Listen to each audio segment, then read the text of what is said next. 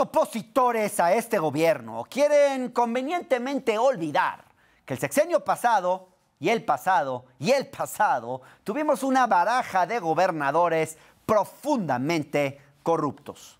Durante el gobierno de Peña Nieto en particular, algunos de estos personajes aprovecharon el regreso del PRI al poder para hacer su agosto, comportándose como auténticos señores feudales, dueños de sus estados, o estados que creían de su propiedad. Roberto Borge en Quintana Roo, Roberto Sandoval en Nayarit, Rodrigo Medina en Nuevo León, Fausto Vallejo en Michoacán, Andrés Granier en Tabasco y, por supuesto, los señores Duarte, que aunque no eran hermanos, a pesar de compartir este apellido, tienen en común el haber sido las peores sabandijas que hayamos conocido en nuestra historia reciente. Me refiero claramente a Javier Duarte en Veracruz y a César Duarte en Chihuahua. Uno peor que el otro. De este último quiero hablarles hoy, de César Duarte, porque justo en estos días ha vuelto a hacer noticia al ser extraditado a México y porque este gobernador expresa como nadie el profundo estado de descomposición en el que se encontraba nuestro sistema político. En términos llanos, César Duarte le habría robado al gobierno de Chihuahua 6,000 millones de pesos. ¿Y para qué los usó? Para muchas cosas, entre ellas para crear una red de corrupción llamada la nómina secreta. Básicamente, se trataba de un esquema por medio del cual el gobernador en turno, para comprar voluntades y silencios, y así poder desfalcar al Estado a sus anchas, pagaba de forma regular a legisladores de todos los partidos, a funcionarios, a jueces, a periodistas, a políticos, hasta ministros de culto. Para esto, Duarte desviaba dinero a partir de pagos a contratistas y proveedores fantasma y a partir de ahí dirigía grandes sumas de dinero para sobornar a todo tipo de personajes. Bueno, y por supuesto, también se llevaba él mismo una buena tajada porque el principal beneficiario de la corrupción en Chihuahua, evidentemente, era el propio César Duarte. Solo para que se den una idea de cómo se enriqueció el exgobernador en ese sexenio.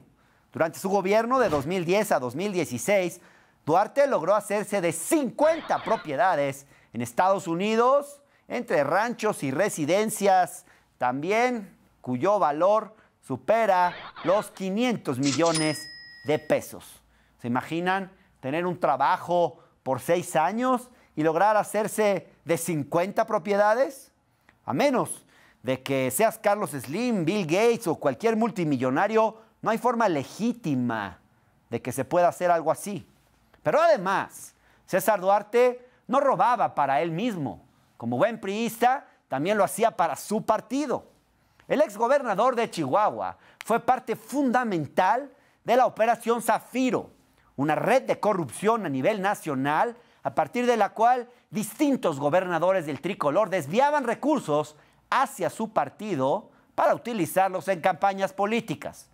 El esquema a grandes rasgos consistía en el traslado de recursos de estados donde gobernaba el tricolor a campañas de políticos priistas. En 2016, autoridades de 7 estados desviaron alrededor de 650,000 pesos a empresas fantasma que a su vez repartían el dinero hacia las campañas políticas priistas. De esos 650,000, 250 correspondieron solamente a Chihuahua. Los otros 400,000 fueron aportados por otros 6 estados. Contra todo esto se pronunció la sociedad chihuahuense en 2016 al votar por un gobernador que se comprometió a investigar la corrupción con Duarte y así lo hizo. Sí, porque la verdad de las cosas es que en Chihuahua el gobierno de Corral logró ir al fondo del asunto como pocas veces a través de la llamada Operación Justicia para Chihuahua. Lanzó 92 órdenes de aprehensión, obtuvo 16 sentencias condenatorias, pero además logró recuperar 712 millones de pesos que volvieron a las arcas del Estado. Sin embargo, la llegada de Maru Campos al gobierno de Chihuahua en 2021 ha sido un duro revés para la lucha contra la corrupción, entre otras cosas porque ella misma estaba acusada de pertenecer a la nómina secreta de César Duarte. Claro, como ella misma está involucrada en toda esa trama de corrupción, es la más interesada en que continúe la impunidad. Necesita que continúe la impunidad. Por eso es muy importante que el caso sea atraído por instancias federales para que César Duarte realmente enfrente la justicia y no se haga pato. Hay señales de que la gobernadora ya se está preparando, ya está preparando el terreno en Chihuahua para dejar ir a César Duarte o darle apenas una condena irrisoria. Apenas hace unas semanas, el 19 de mayo, renunciaron a la fiscal anticorrupción Guadalupe Chávez Durán, la misma fiscal que estaba investigando la nómina secreta de César Duarte, y a la propia Maru Campos por corrupción. Nadie se cree que la fiscal, cuyo mandato constitucional era por 7 años, hasta 2026, haya renunciado por voluntad propia. Claramente fue por la presión de la gobernadora Maru Campos. Pero claro, aquí nadie va a pegar el grito en el cielo por atacar a los órganos autónomos, como el PAN lo hace siempre con López Obrador. ¿Cuánta hipocresía, no creen ustedes? Y bueno, por si hiciera falta o por si hicieran falta más señales, el propio César Duarte declaró lo siguiente el pasado 9 de junio cuando dijo que tiene confianza en el nuevo momento que vive Chihuahua. Eso dijo en el juicio, claro, porque César Duarte sabe que Maru Campos es garantía de impunidad para él. En caso de que se consume esa impunidad que están persiguiendo la dupla Maru Campos-César Duarte, sería una terrible mancha en el sexenio de López Obrador, un gobierno que ha tenido como principal bandera la lucha contra la corrupción. Ahora, este discurso está puesto a prueba con el caso de César Duarte, uno de los gobernadores más corruptos de los últimos tiempos. Esperemos que esta administración esté a la altura y no deje que César Duarte se salga con la suya.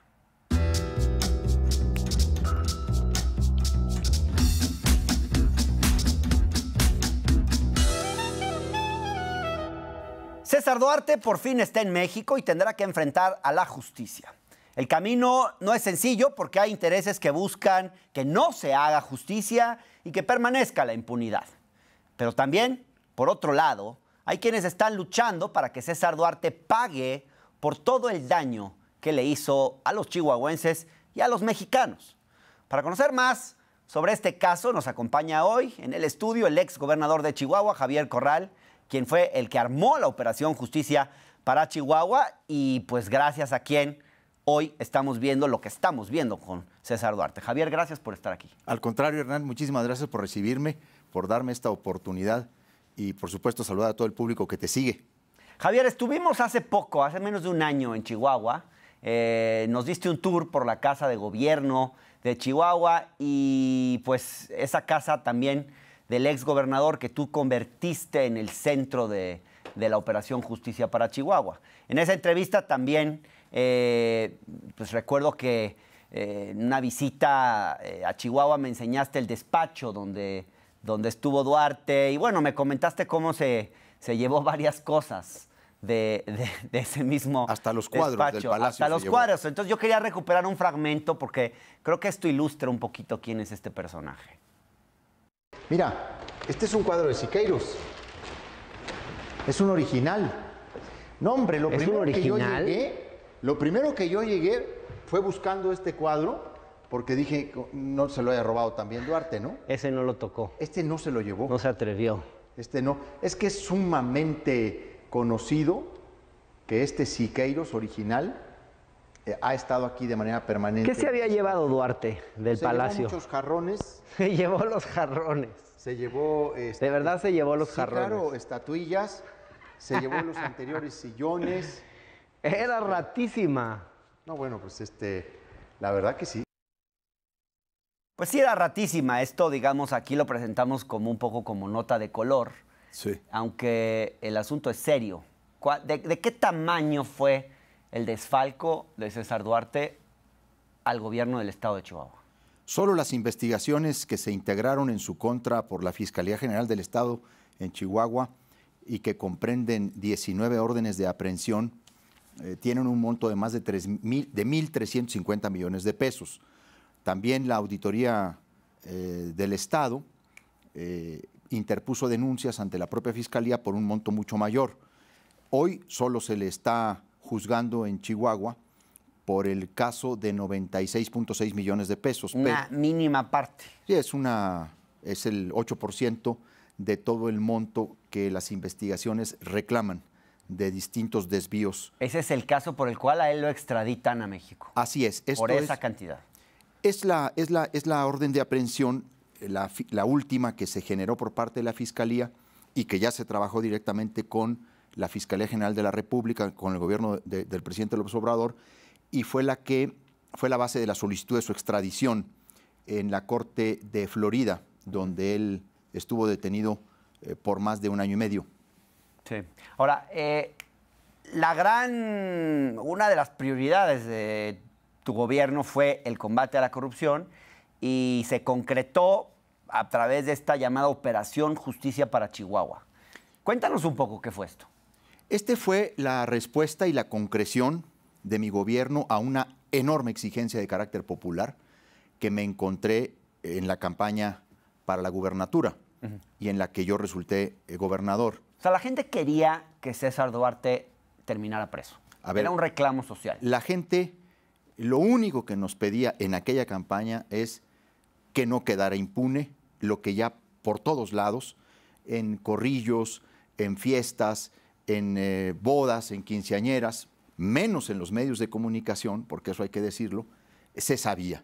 La enorme fortuna amasada por Duarte en muy pocos años, que le había hecho adquirir propiedades, ranchos, incluido uno de los más grandes en extensión del estado de Chihuahua, el rancho Santa Rita, de 29,000 hectáreas. Y se sabía todos los negocios que iba haciendo con distintos colaboradores y amigos. Sí. Y este fue el principal reclamo y ese fue mi principal compromiso de campaña, llevar ante los tribunales a César Duarte. Ahora, es una excepción si uno ve casos de corrupción de gobernadores corruptos, y vaya que los hemos tenido en este país. En general, cuando llega un gobernador nuevo, aun cuando no sea del mismo grupo político, aun cuando no sea del mismo partido, aun cuando se caigan muy mal, suelen darles impunidad a sus antecesores. ¿Por qué? Porque de alguna forma perseguir políticamente a los corruptos del pasado tiene un costo político alto, incluso para la gobernabilidad y la estabilidad política del propio Estado. Y además me imagino también que hay que canalizar muchas energías, porque hacer investigaciones de este tipo implica mucho esfuerzo y también quizás distraerse un poco de las tareas que uno tiene como gobernador. ¿Cómo evaluaste ese costo político y los posibles riesgos que podía tener una operación de este tamaño? Porque la Operación Justicia para Chihuahua no se fue solo contra Duarte, se fue contra muchos de sus cómplices. Bueno, la hoy gobernadora, una de ellas. Incluso, de tu propio partido. Incluso con actores políticos a nivel nacional, porque investigando hechos, pues van resultando presuntos responsables. Mira, la Operación Justicia para Chihuahua no solamente fue la respuesta a ese compromiso. En realidad, lo que constituyó fue la formación de un grupo especializado en combate a la corrupción que a nivel local dio ejemplo al país en la conformación de investigaciones muy sólidas, con procesos muy bien estructurados, muy bien planeados, muy bien planificados, y que permitió al Estado de Chihuahua, en el transcurso de mi administración, recuperar más de 1.600 millones de pesos por la vía penal, administrativa y fiscal. A ver, no solamente se trata de llevar a la cárcel a los responsables de los latrocinios, también estuvo orientada, y ese es un logro indiscutible de nuestra administración, a recuperar lo robado y resarcírselo al pueblo de Chihuahua en bienes y servicios. Por ejemplo, hoy han pasado a patrimonio del Estado, por ejemplo, el rancho Santa Rita de 29,000 hectáreas, otros ranchos de César Duarte en Parral, otros negocios que él tenía de hidroponía, algunas casas en el cuadro, en el centro histórico de Hidalgo del Parral, Chihuahua, y por supuesto que hay una serie de embargos y de de confiscaciones que se han hecho de sus Estaría bueno bienes. hacer un museo de la corrupción de César Duarte. Y hacer una contabilización de la inversión que hay en materia de combate a la corrupción y lo que se recupera cuando vas al fondo de los asuntos. Por supuesto que enfrentar la corrupción en serio en México y sobre todo cuando decides hacerlo sin excepciones, Claro. cuando digo sin excepciones es sin excepciones, ni en lo político, ni en lo partidista, ni en lo religioso, ni en lo económico, Caiga quien ni en caiga, lo empresarial. aunque sea de tu mismo partido A ver, político. cuando tomas esa decisión, por supuesto que es una decisión muy relevante, pero terminas peleándote contra el mundo. ¿Estás peleado contra el mundo hoy? Pues es que hay un conjunto de intereses muy atenazados que buscan su impunidad y de alguna manera protegerse a sí mismos.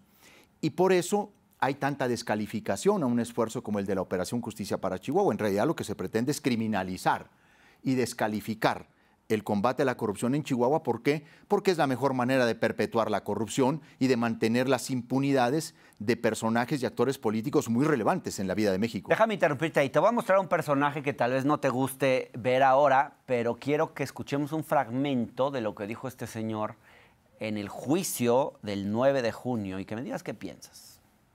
Tengo fe en las instituciones de la Administración de Justicia. Hoy, afortunadamente, la mano manipuladora más visible de Corral aquí no existe. Espero que así suceda en el desahogo de este juicio, porque motivó simple y sencillamente una razón a Corral: el odio y la venganza. De hecho, tengo fe en la justicia de Chihuahua, tengo confianza en el nuevo momento que vive Chihuahua, pero también tengo muy claro que la perversidad, el odio, la venganza y quienes se prestaron para fabricarla y hacerla, se quedarán precisamente con ese señalamiento y tendrán que dar la cara a la justicia y a Chihuahua. ¿Te motivó el odio y la venganza, como dice ahí César Duarte? No, porque nunca he tenido en las causas por las que me cruzo, por las que me decanto, fobias personales. Mis causas son de fondo. Cuando he luchado contra los monopolios, estaba a favor de la competencia, pero en contra de los monopolios. Cuando he luchado contra la corrupción, pues estoy a favor de un Estado de Derecho y en contra de la impunidad. Fue mi compromiso con Chihuahua. A ver, a mí me dicen, es que fue una promesa de campaña.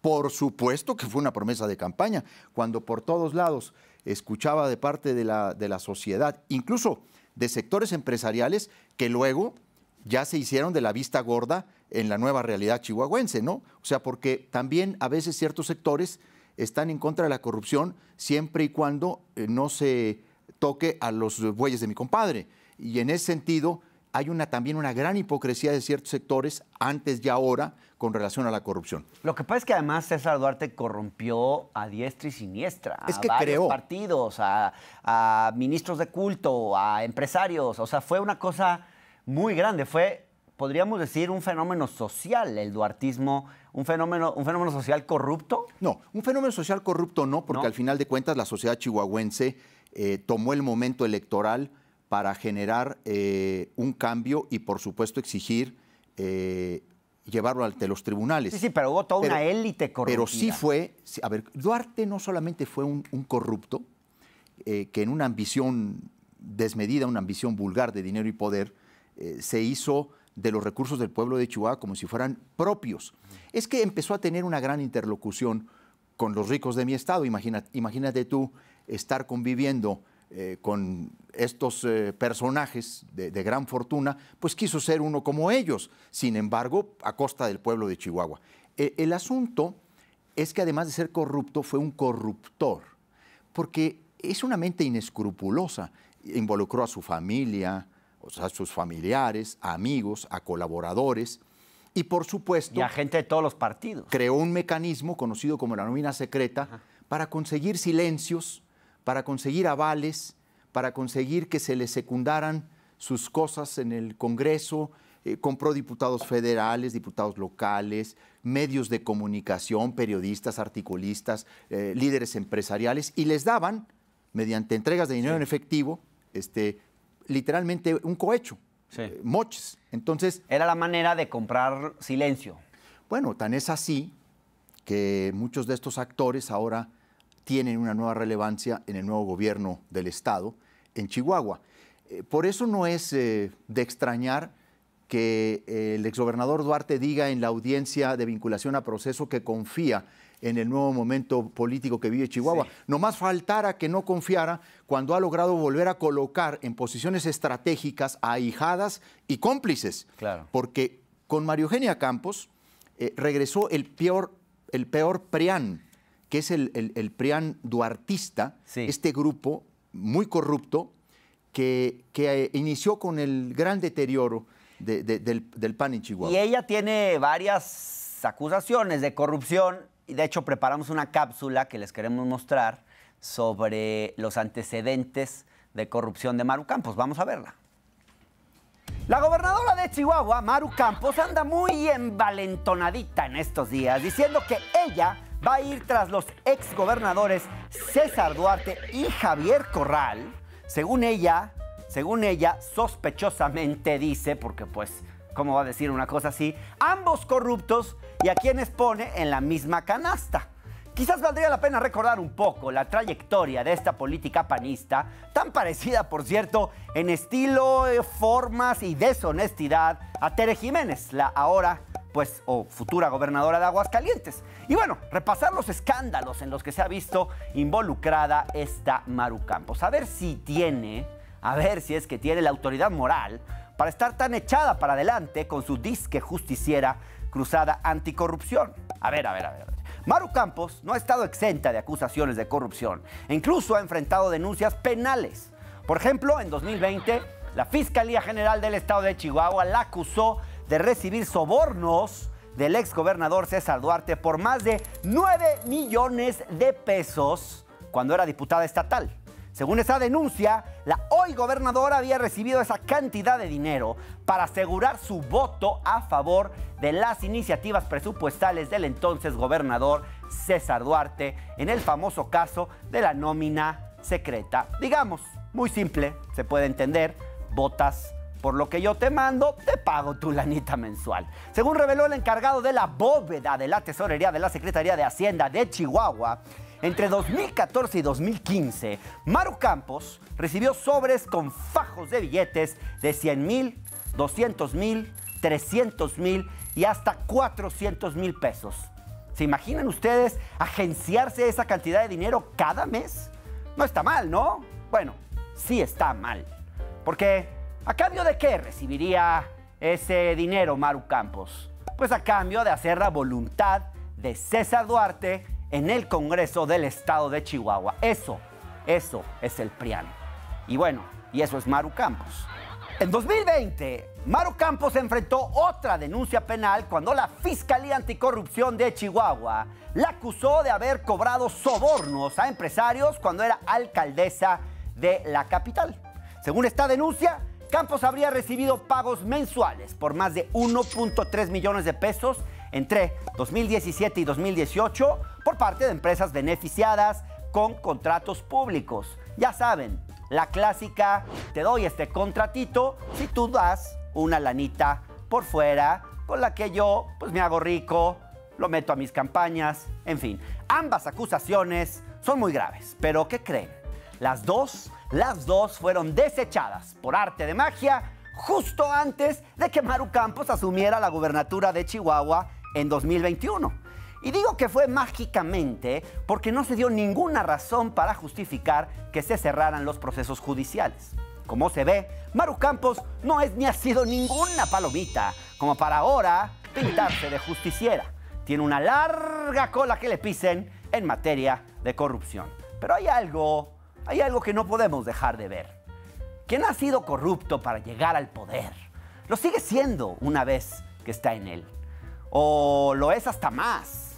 ¿Ustedes creen que Maru Campos se ha detenido ahora que ha llegado al gobierno del estado o se estará organizando para saquear las arcas públicas como tantos otros panistas o prianistas gobernadores en este país? Piénsenlo y díganme. Bueno, ya vimos un poco algunos de los escándalos donde se ha visto envuelta Maru Campos. Ahora, yo digo siempre, Javier, que quien ha sido corrupto en el pasado, pues si ya tiene antecedentes de corrupción, pues cuando llega al gobierno, ni modo que se vuelva impoluto, ni modo que sufra un proceso de redención. Ya vimos que hay antecedentes muy claros de corrupción, que fue investigada Maru Campos. Ahora, una vez que llegó al gobierno, ¿sigue con esa misma lógica, con ese modus operandi, o digamos que ya cambió? Es que la dinámica de la corrupción, y sobre todo la dinámica corruptora, es como la mentira. Cuando cuentas una mentira, y es una mentira esencial para trazar tu biografía, tienes que seguir contando muchas mentiras y más mentiras y más mentiras. Pero hay un momento en que esa espiral mentirosa termina contradiciéndose. Y efectivamente lo que ahora se da en Chihuahua otra vez ha vuelto las prácticas del pago de favores de campaña, por supuesto ya acciones de corrupción, hay una venta, hay un pago ilegal ya de un sobreprecio muy alto en un litigio judicial, precisamente de lo que se conoce como la ciudad judicial, un asunto que debiera llamar la atención de la propia federación por lo que ahí ha sucedido. ¿Qué ha sucedido ahí? Se ha pagado un litigio judicial con un sobreprecio de cerca de 165 millones de pesos. De como nosotros resistimos ese litigio durante 5 años como gobierno, de hecho faltaban todavía varias instancias. Se negaron a pagar ese dinero. Sí, pues. Nosotros nos negamos a pagar. Lo pelearon en los tribunales. Lo peleamos en los tribunales y todavía faltaban algunas instancias. ¿Por qué? ¿Se había comprometido un dinero público de forma irregular? Los constructores de la ciudad judicial demandaron al gobierno de César Duarte en el 2015 y nosotros recibimos esa demanda. Obviamente querían mucho dinero. Nosotros no estábamos ciertos de que lo que reclamaban tuviera asidero. Se hicieron estudios, ajustes, investigaciones sobre la obra. El litigio, en términos reales, no podía llegar a más de 300 millones de pesos. Y nosotros no estuvimos de acuerdo en pagar más de una cantidad así. En cuanto entró Maru Campos, convinieron y aceptaron pagar 527 millones de pesos. Estoy enterado que a los constructores les pagaron algo de capital y ciertos intereses y lo demás fue para el despacho de abogados. ¿Quién es el despacho de abogados? Los abogados que la defendieron en el proceso en el proceso de vinculación, en el procedimiento penal. ¿Quién es ese despacho? Es el despacho de Arturo Chávez Chávez. Ajá. Hay versiones de que desde algún cierto personaje del gobierno federal llegó a darles pues facilidades dentro de la justicia federal. Bueno, ¿Tienes alguna información? Está acreditado. Ajá. A ella la apoyó en la campaña para conseguir amparos muy relevantes en términos de eludir el proceso penal el consejero jurídico del presidente de la República, Julio Scherer. El ex consejero jurídico Julio. Perdóname, el ex consejero jurídico de... Por fortuna ex. Pues Creo sí. que el presidente de la República tiene que haber sabido de este tipo de cosas. Yo creo que Y tuvo no debe conocimiento haberlas de eso. compartido. Yo pienso que tuvo conocimiento de eso y de otras muchas más, porque ahí se tejían, lamentablemente, no solo traiciones al propio presidente de la República, se fabricaban negocios a partir de la influencia judicial. Bueno, yo en cualquier caso celebro que un personaje así se haya ido. Tuvimos a un Castillejos, por ejemplo, que duró todo el gobierno de Peña Nieto, siendo una figura poderosísima y haciendo este tipo de cosas. Yo agrego que además de celebrar... ¿O lo fueron? Yo digo que además Creo yo. de celebrar, habla bien de López Obrador. Porque, Muy bien. Porque si el presidente de la República se entera de quien fue uno de sus más cercanos colaboradores y aliados y resuelve así, pues qué bueno que lo hace. Ahora, fue apoyada no solamente por el exconsejero jurídico de la presidencia de la República, fue apoyada por Manlio Fabio Beltrones. Porque en Chihuahua... Bueno, eso no nos extraña. Porque en Chihuahua es el PRIAN. Pues sí. Porque en Chihuahua se conjuntaba mucho y se disputaba mucho. ¿Qué se disputaba en Chihuahua? No la gubernatura solamente.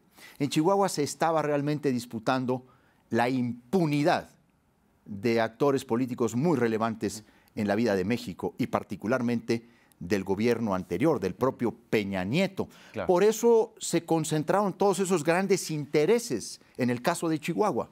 en el caso de María Eugenia Campos. Déjame plantearte un tema, Javier. Llamó mucho la atención la renuncia de la fiscal anticorrupción de Chihuahua, Guadalupe Chávez Durán, porque ella fue la principal encargada de emprender la cruzada contra la corrupción. En 2 años, de 2019 a 2021, abrió 154 carpetas de investigación y logró resolver 69 casos. Y creo que ya quisieran varios fiscales de este país tener un avance así, digamos, de productivo en materia de combate a la corrupción. En teoría, su periodo como fiscal terminaba en 2026. Así 2026. Estamos a 2022. Nadie renuncia a un puesto así 4 años antes solo porque sí. La renunciaron. Sí, claro, a ver, como... ¿Maru Campos la presionó para renunciar? A ver, como lo hicieron con el presidente del Tribunal de Justicia del Estado de Chihuahua. También.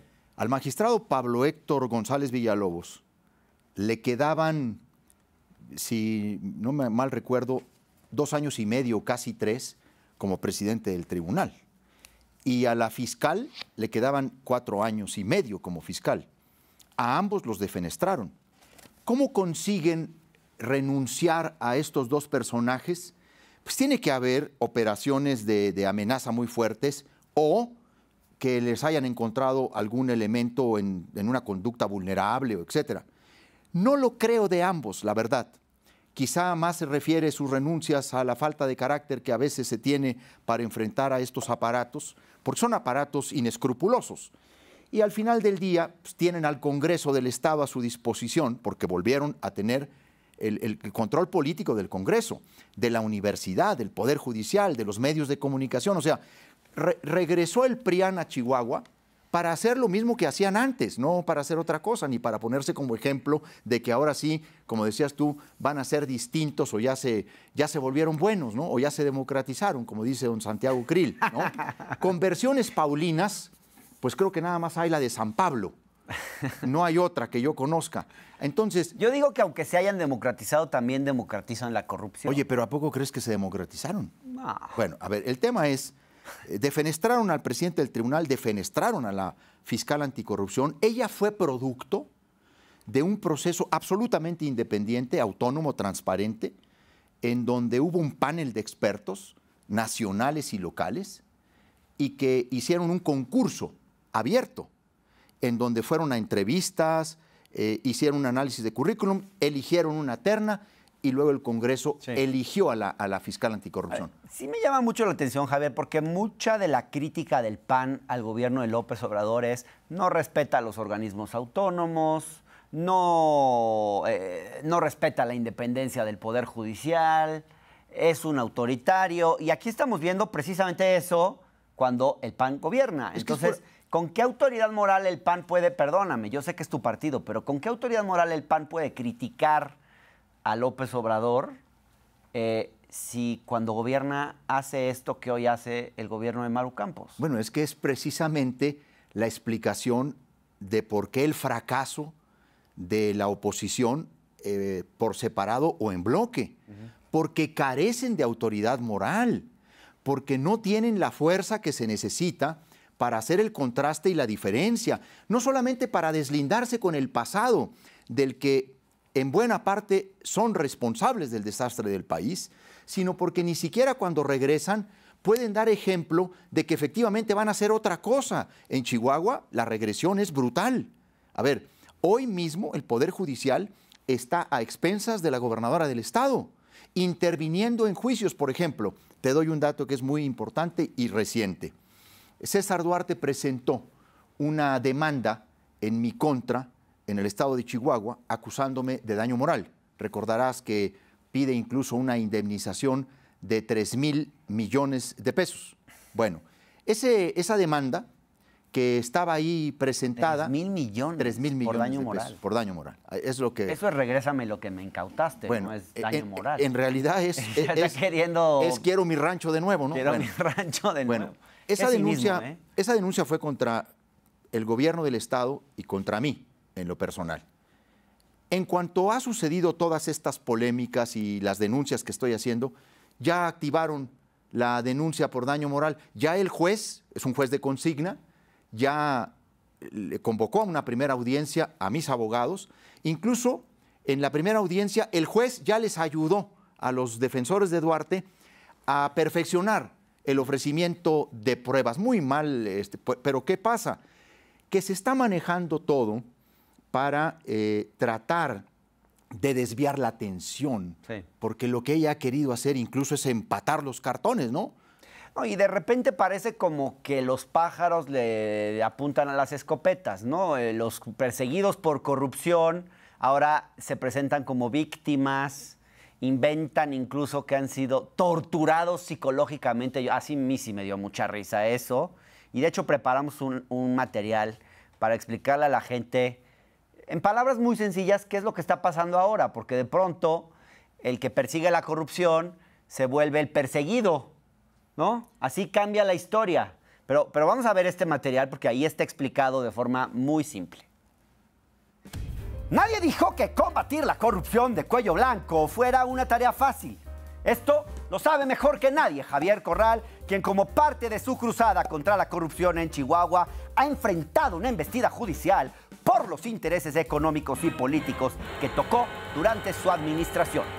Han sido varios personajes quienes se han lanzado contra Corral, varios exfuncionarios que fueron perseguidos por la Operación Justicia para Chihuahua y que están muy envalentonados lanzando denuncias contra él porque saben que tienen la protección de Maru Campos. La actual gobernadora de Chihuahua tiene un evidente rencor hacia la figura de Corral porque no solo no recibió su apoyo para contender por la gubernatura de ese estado, sino que además el exgobernador decidió investigarla por los escándalos de la nómina secreta de César Duarte y no le brindó impunidad a pesar de ser ambos del mismo partido. Tal es el temor y la animadversión de Maru Campos hacia Javier Corral, que a la fecha hay por lo menos 9 denuncias contra el exgobernador. La mayoría de ellas fueron interpuestas por exfuncionarios que fueron encarcelados por presuntos actos de corrupción durante el sexenio de Duarte. Parece que todos estos denunciantes están muy envalentonados ahora que Maru Campos está como gobernadora para lanzarse a denunciar a Javier Corral. Resulta que muchos de los acusados por corrupción dicen que fueron presionados por las autoridades judiciales e incluso algunos sufrieron tortura psicológica. Ahora resulta que combatir la corrupción y perseguir corruptos es caer en la tortura psicológica. Háganme el favor.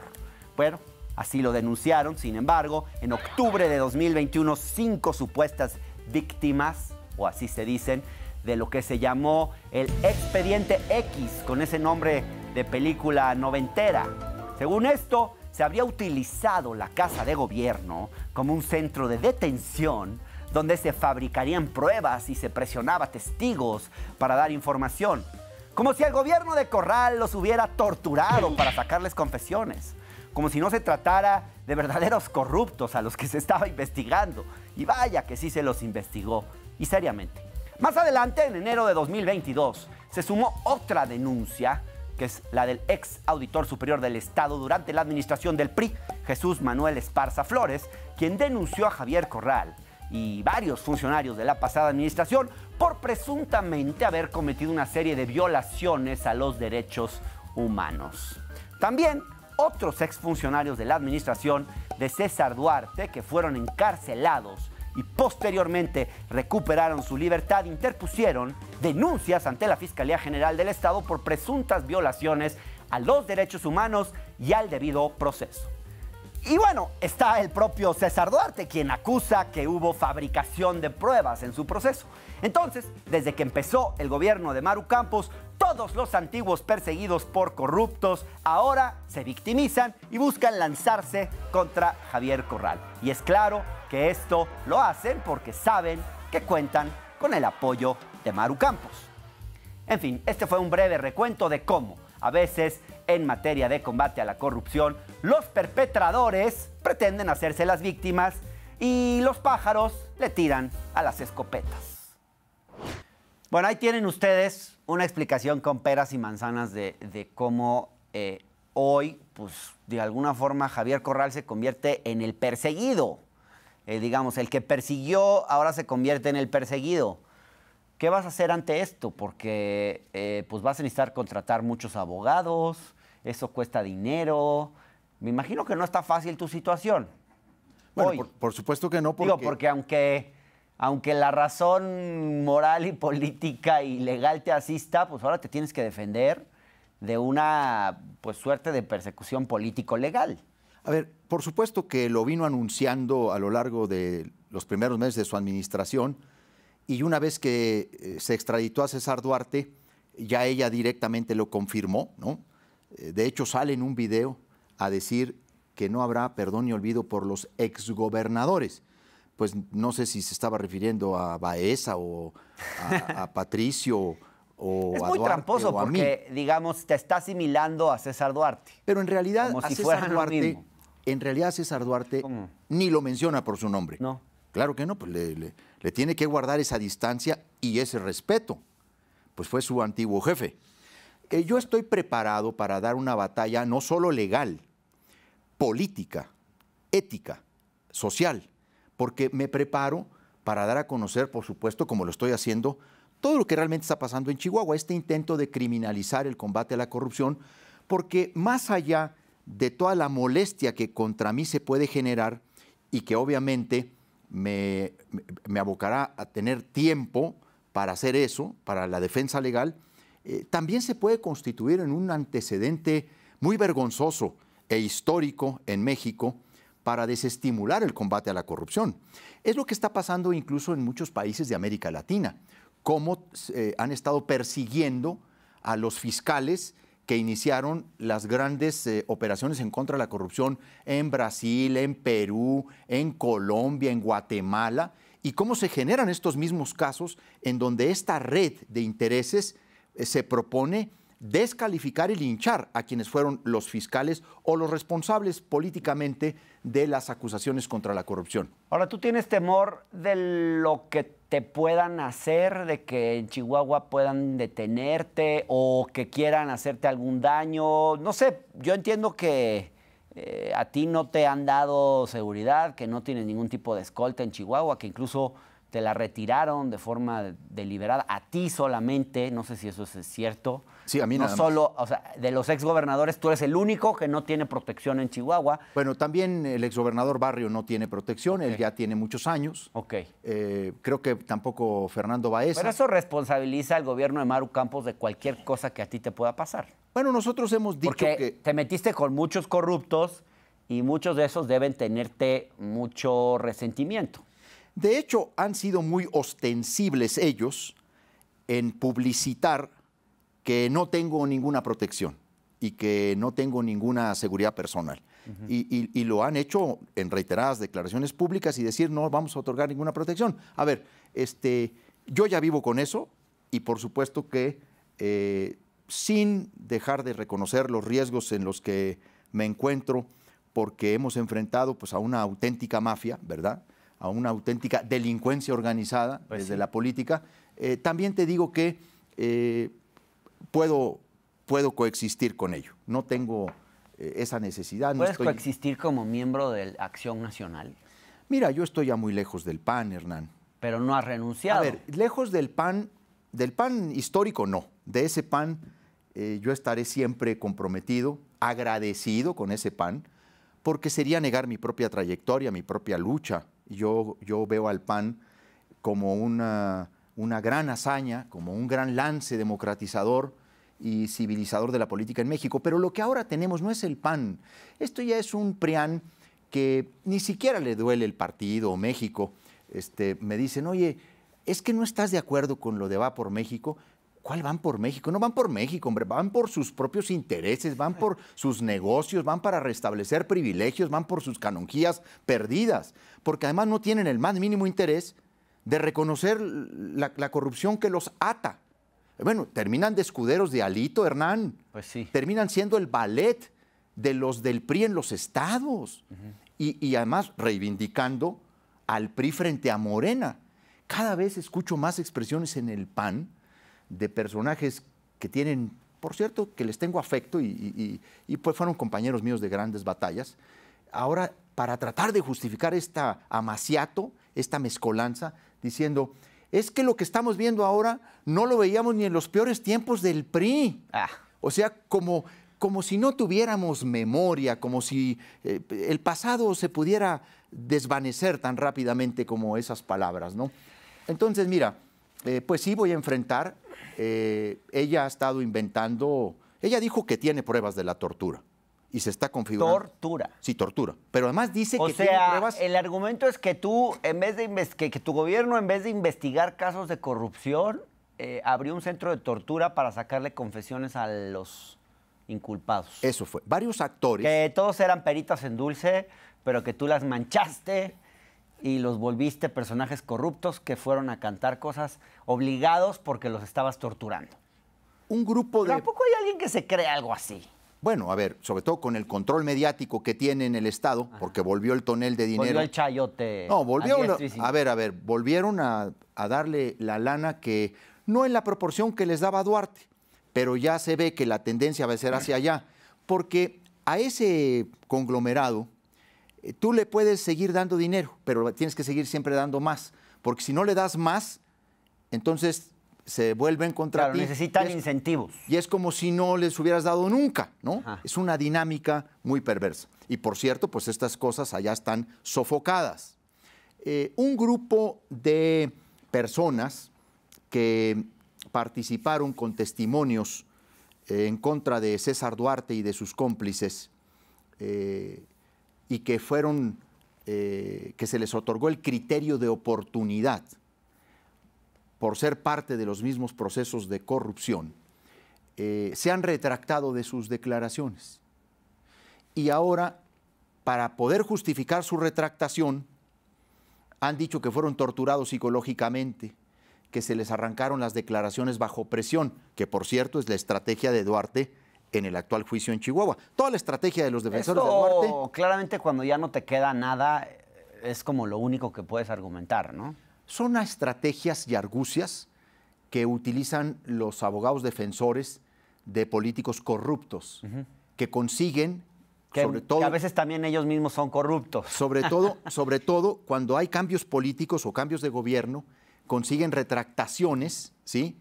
Lo que hay que advertir es que quien se retracta de una declaración ofrecida a instancias ministeriales y de justicia, y de impartición de justicia, pierde el criterio de oportunidad y pasa a calidad de imputado.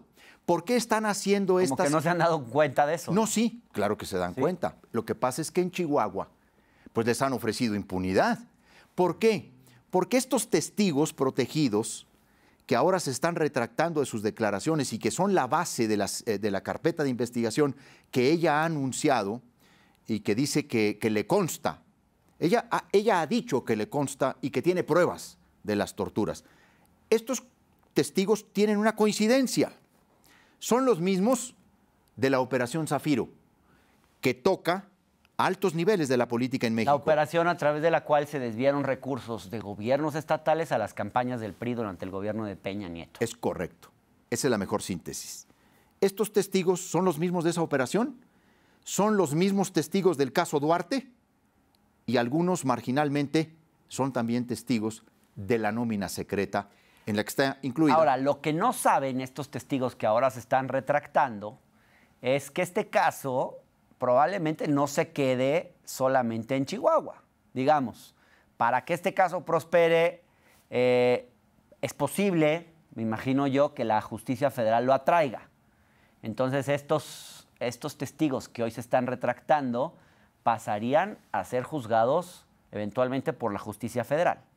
Es deseable. Y ahí cambiaría la historia. A ver, es absolutamente deseable. Yo lo he estado expresando con toda claridad. Si este asunto se queda en Chihuahua, será un juicio menor. Habrá quizá efectivamente una sentencia condenatoria, 4 o 5 años. No, pues... Y la reparación de 96.6 millones de pesos. Yo creo que este es un asunto que por su trascendencia, debiera ser atraído por la Federación, porque además la Federación tiene investigaciones abiertas sobre varios temas de César Duarte, varios delitos de César Duarte, lavado de dinero, por ejemplo. Hay investigaciones en la Fiscalía General de la República. ¿Por qué? Porque el mismo caso que ahora se ventila en Chihuahua fue denunciado por la UIF a la Fiscalía General de la República. Entonces, hay una conexidad entre los delitos cometidos en Chihuahua con delitos del orden federal. Y por eso se puede ejercer la facultad de atracción. Pero además, pues no debemos hacer a un lado el contexto. Allá se da un conflicto de intereses evidente, porque quienes ahora tienen o son los responsables. A ver, la máxima responsable de la Fiscalía General del Estado es la gobernadora, y la máxima responsable del Tribunal de Justicia del Estado es la ahijada política de César Duarte, la que ofreció un testimonio en la corte, puede quedar ahí el caso. En la Corte de Florida en favor de Duarte. No sé si recuerdas que te había comentado ese dato. Ella testificó en el juicio de extradición de Duarte, mediante declaración jurada, a favor de él, alegando que se trataba de una persecución política y que no había pues actos de corrupción. Eso lo dijo quien es hoy la presidenta del tribunal. Claramente hay un conflicto de interés en Chihuahua y ese caso difícilmente se va a juzgar adecuadamente allá. Ojalá que el caso sea traído a la justicia federal. Ojalá, y es muy probable que así sea. También hay que recordar que ella misma en el video señala que está en la mejor disposición de colaborar con las autoridades federales si deciden atraer el caso de César Duarte. Cuando nosotros platicamos, cuando yo todavía era gobernador constitucional del Estado, y platicamos con la Fiscalía General del Estado y se generó esta estrategia de coordinación para la extradición, el diseño de la orden de aprehensión misma, que ahora se discute en Chihuahua, tenía como propósito precisamente señalar la trascendencia del caso y ser el primer paso de una ruta que terminara en manos de la Federación. Claro. Para que no se terminen burlando de todos nosotros e incluso que no terminen burlándose de la propia Fiscalía General de la República, del esfuerzo que hizo López Obrador en este asunto, porque a López Obrador se le quiere regatear en el tema del combate a la corrupción. Y yo sostengo que este es un asunto que habla del compromiso que él tiene. A mí me dijo, nosotros no vamos a ser tapadera de nadie, no vamos a hacerle al alcahuete. Esa es una palabra que utilizó incluso desde que era presidente electo y que la semana pasada repitió. Yo recuerdo esa expresión y dijo, nosotros vamos a aplicar la ley. Mientras Peña Nieto protegió a Duarte 3 años, cuando llegó López Obrador se le acabó el manto protector y se cumplió, se logró la detención el 8 de julio del 2020. Recordarás, el presidente de la República visitaba a Donald Trump y antes de entrar a la Casa Blanca, los Marshalls entregaban a un tribunal de Florida a César Duarte Jaques. Javier Corral, gracias por venir al Octágono. Hombre, yo soy el agradecido por la oportunidad de platicar de este tema y ojalá que no le quiten la mirada a lo que está pasando en Chihuahua. Ojalá que no. Gracias. Gracias a ustedes. Nos vemos en 8 días en nuestra próxima emisión.